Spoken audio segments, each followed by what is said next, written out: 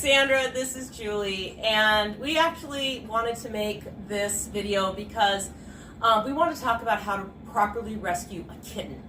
One of the reasons that we wanted to do this, well actually, one of the reasons I wanted to do this was I have the expert right here. Hey, Winston, I know we've got a lot of cats going on, we'll explain why. Julie here, actually, you have saved kittens. How many kittens have you saved? I have saved 334 to date, and currently in the rescue I have 15. I've had a few what we call cross the rainbow bridge, so unfortunately they didn't make it for one reason or another, and the rest have been adopted. So you've been doing this since 2016 in the island of Guam. in the island of Guam, where we have approximately 75,000 strays, so that's dogs and cats, puppies and kittens, and that's per the USDA, and they did a survey back in 2016, and then the next one was done here recently by the Humane Society, and we're waiting on those numbers to come out. So it is a major problem here in Guam, and Guam is only 30 miles long and 10 miles wide. Mm-hmm. And Guam is a United States territory.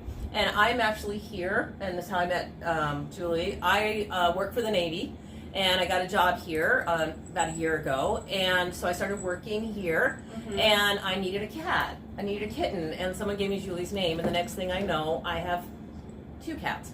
But you actually have rescued so much that these 2 that you see walking around, not these kittens, they actually are 2 that you rescued. They are permanent residents of the Wayward home. My Siamese that's down here on the floor, here's his tail. Rue was rescued 5 years ago. He was in the middle of a rainstorm, tiny little kitten in a mud puddle crying. And then I also have Winston, who came to us last December, and he was attacked by a boonie dog, what we call the stray dogs, and he had some nerve damage, and he's got a little bit of paralysis. So Winston was the black kitten that you saw at the beginning.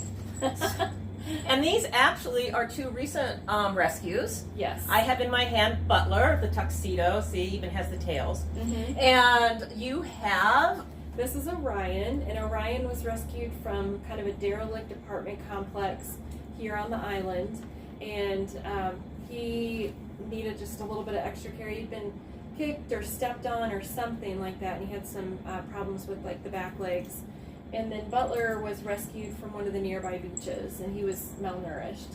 So they're both looking for homes, and I have 15 currently in the rescue right now. And which is way over your limit. way over the limit. I usually max out at 8, but this is the heaviest kitten season that we've seen, and it's also what we call a heavy PCS, or a permanent change of station season, where we don't have as many adoptions because we have so many military leaving the island right now. There is a lot of military that lives on this island just because of where it's located Yes. and the history of it. Mm-hmm. And you actually are reservist for the Navy. That's what brought you to Guam. I am a Navy reservist. I've been in the Navy for 14 years now. I absolutely love it, and it did bring me to Guam, and I feel like this is kind of where God has me planted to rescue these kittens.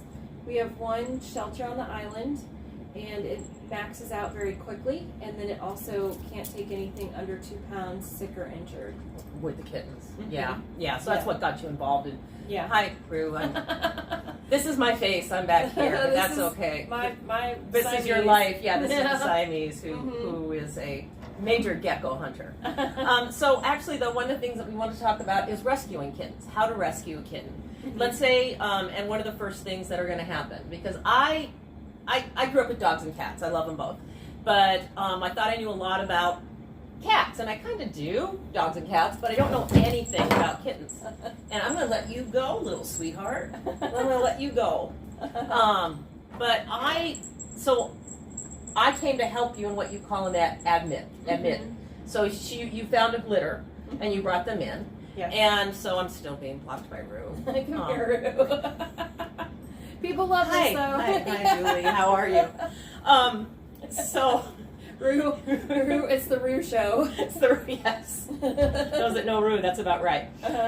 So, when you admit them, when I first came, what's the first thing you do if you were to find a kitten? Say when you found Orion.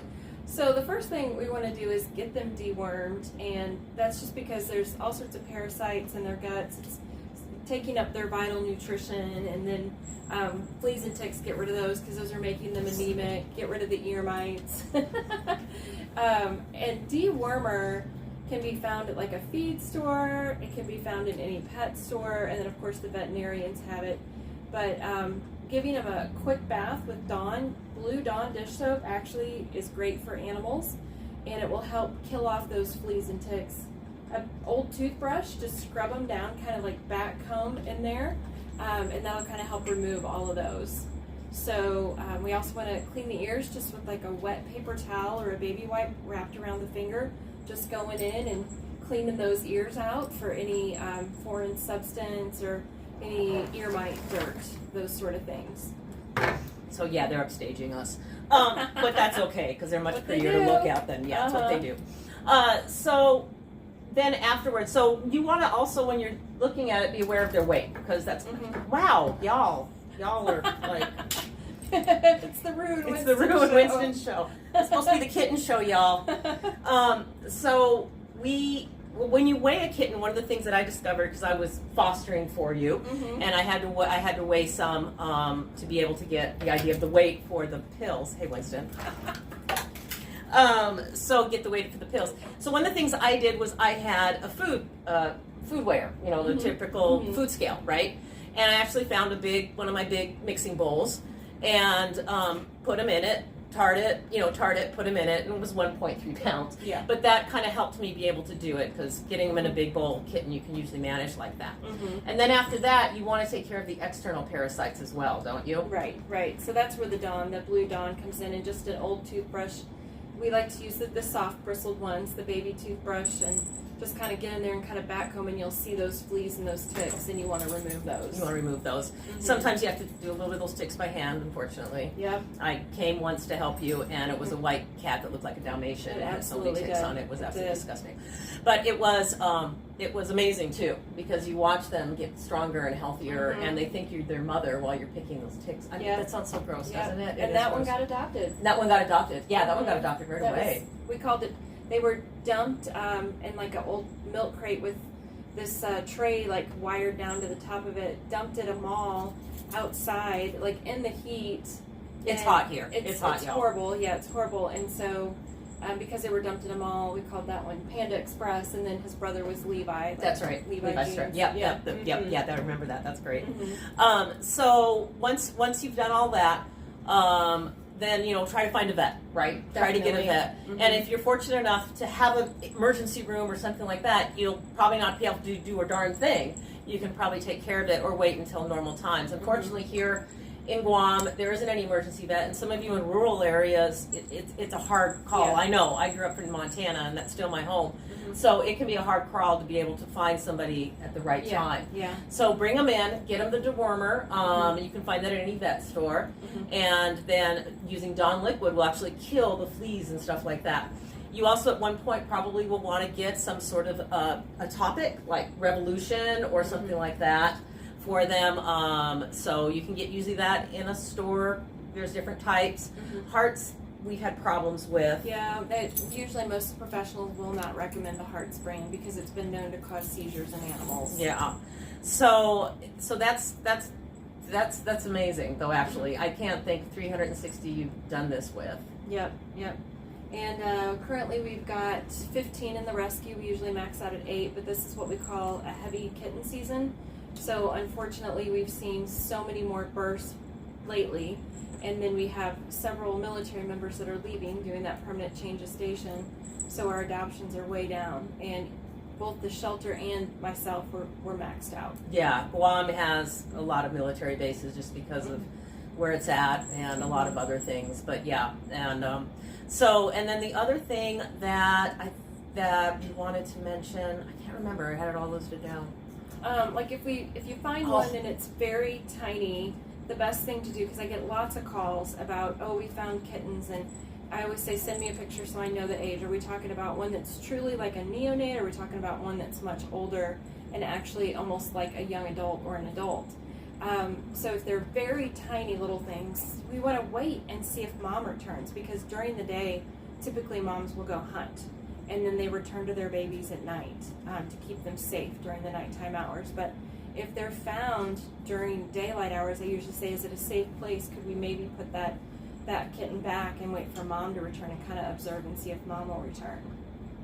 Yeah, and that's one of the things just to be aware of, because Yeah. I've had people go, hey, I found these abandoned kittens, and it's like, no, It's not truly abandoned. It's not truly abandoned. And I understand if you probably want to adopt them at some point or bring them in and try to rescue them, but let mom first take care of them for a while. Definitely. But if you do end up with one that mom got hit by a car or something like that, that is what do you happening. suggest to do with that? So they do sell KMR, kitten milk replacer, at all like feed stores, pet care stores, and vets.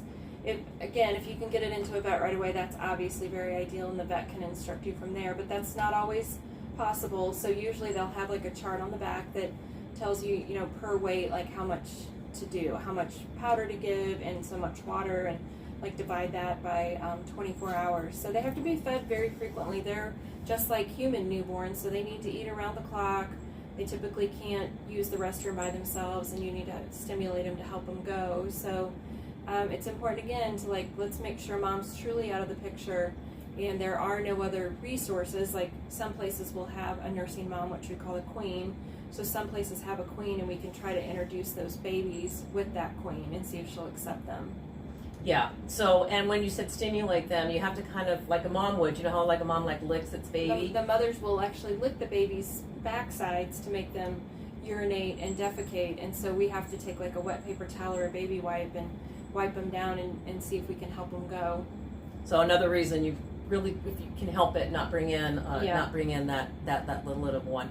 But at least it's something to do until you can get to a vet. So this will just help you until you get to that point. Mm-hmm. All right, so it's Julie's Wayward Kittens in Guam. Mm-hmm. And Julie does this all by herself, y'all. She has volunteers and stuff like that. I've been trying to talk her into a nonprofit, but she hasn't done it. But if you do want to assist her in any way with the costs that she has, in the comments section, we will give some information, as well as you have an Amazon gift list. So it's like things that she uses tons of: litter, the food, the pads, the gloves. My gosh, you go through so many gloves. Yeah. All of that type of stuff. So if you want to give in that way, or if you just want to comment as a thank you, that would be great. Yeah. As well. But anyways, we hope you enjoyed this. Well, at least learned something. I don't know if enjoyed is the right word. Although the cats in the beginning that the cats upstaged were us were kind of fun.